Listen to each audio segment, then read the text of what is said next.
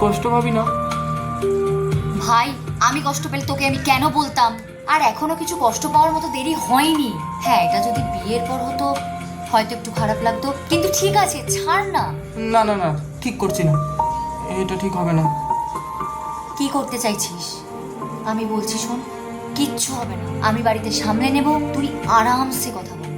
বরং তুই আর যা, কথা বলে নে, কি একবার দেখা করে।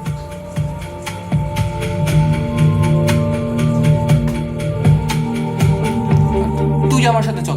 কি বলছিস? আমি কি করে তোদের মাঝখানে? না না না না না না, আমি এসব কিছু করতে পারবো না ভাই, তুই যা। আমি আমি একা আমি যাবো নাকি এই এদিকে- অবস্থায়? আমি যেতে পারবো না, তুই আমার সাথে গেলে গার্লফ্রেন্ড তবে যাবো। তোর, আমার নয়। প্লিজ যা। চল না রে, আমি তোদের মাঝখানে গিয়ে কি করব রে? চল না। উফ। আচ্ছা ঠিক আছে, একটা শর্তে। আমি ওর ঘরে ঢুকবো না, আমি বাইরে দাঁড়াবো, তোরা সর্ট করিস, কোনো প্রবলেম হলে আমায় ফোন করিস। কিন্তু আমি গেলে যদিও আনকমফোর্টেবল ফিল করে, চ। আরে চ।